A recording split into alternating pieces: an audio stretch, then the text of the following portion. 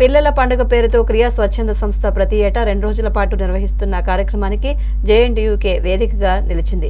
జిల్లాతో పాటు రాష్ట్రంలో ఉన్న వివిధ ప్రాంతాలకు చెందిన ప్రభుత్వ, ప్రైవేట్ పాఠశాలలకు చెందిన విద్యార్థులు పాల్గొన్నారు. పిల్లల పండుగ పేరుతో క్రియా స్వచ్ఛంద సంస్థ ప్రతి ఏటా 2 రోజుల పాటు నిర్వహిస్తున్న కార్యక్రమానికి జేఎన్టీయూకే వేదికగా నిలిచింది. జిల్లాతో పాటు రాష్ట్రంలో ఉన్న వివిధ ప్రాంతాలకు చెందిన ప్రభుత్వ, ప్రైవేట్ పాఠశాలలకు చెందిన విద్యార్థులు తమలో దాగి ఉన్న కళా నైపుణ్యాన్ని ప్రదర్శించే అవకాశం రావడంతో వివిధ ప్రాంతాల నుంచి 8,500 మంది ప్రభుత్వ, ప్రైవేట్ పాఠశాలలకు చెందిన విద్యార్థులు రిజిస్ట్రేషన్ చేసుకున్నారు. క్రియా స్వచ్ఛంద సంస్థ ప్రారంభించిన నాటి నుంచి మధ్యలో 2 ఏళ్లు కరోనా కారణంగా నిలిపివేసినా ఇప్పటి వరకు 10 సార్లు ఈ కార్యక్రమం నిర్వహించినట్టు తెలిపారు.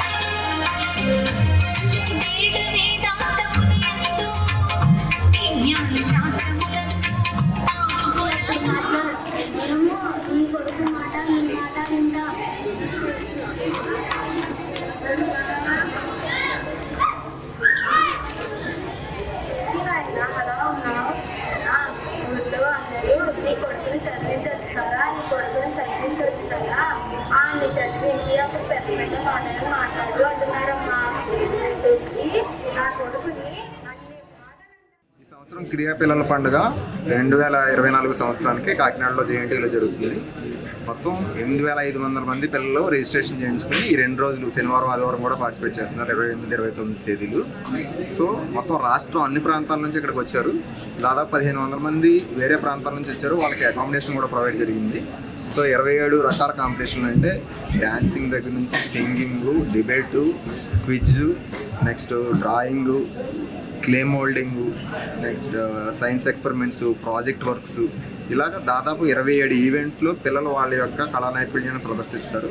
సో ఈ పర్టికులర్ ఈవెంట్ మేము కండక్ట్ చేయడానికి మెయిన్ రీజన్ ఏంటంటే మనకు ప్రస్తుతం రెగ్యులర్ అకాడమిక్స్ మీద ఉన్న శ్రద్ధ మిగిలిన కల్చరల్ యాక్టివిటీస్ మీద లేకపోవడం, పిల్లల్లో ఒత్తిడి ఎక్కువ పెరగడం, అంటే ఎంతసేపు చదువు మీదే ఉండడంలోంచి కాంపిటీషన్ వలన స్ట్రెస్ ఎక్కువ ఫీల్ అవుతూ ఉన్నారు.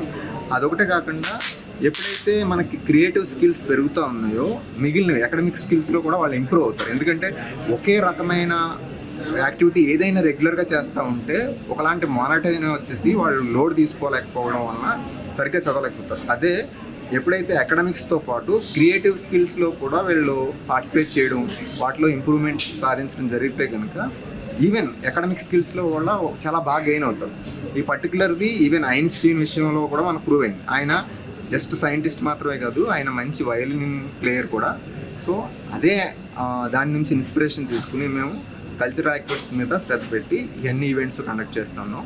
పిల్లలు చాలా ఇంట్రెస్ట్గా పార్టిసిపేట్ చేస్తూ ఉన్నారు. మీరు చూస్తే ఇదంతా పండగ వాతావరణం కనిపిస్తుంటుంది. చాలా పెద్ద ఫెస్టివల్ జరుగుతూ ఉంది ఇక్కడంతా. మొదటి రోజు వచ్చి మీకు డిబేటు, క్విజ్, క్లాసికల్ డ్యాన్స్ జరుగుతుందండి. రేపైతే ఫోక్ డ్యాన్సు, క్లే మోల్డింగు, డ్రాయింగు ఇవన్నీ రేపు జరుగుతాయండి. సో రేపు సబ్ జూనియర్స్ అంటే చిన్నపిల్లలు, అంటే 5th క్లాస్ లోపు పిల్లలందరూ కూడా రేపు వస్తారు. ఈ రోజు అయితే సీనియర్స్, జూనియర్స్ అంటే 7th, 8th, 9th, 10th వరకు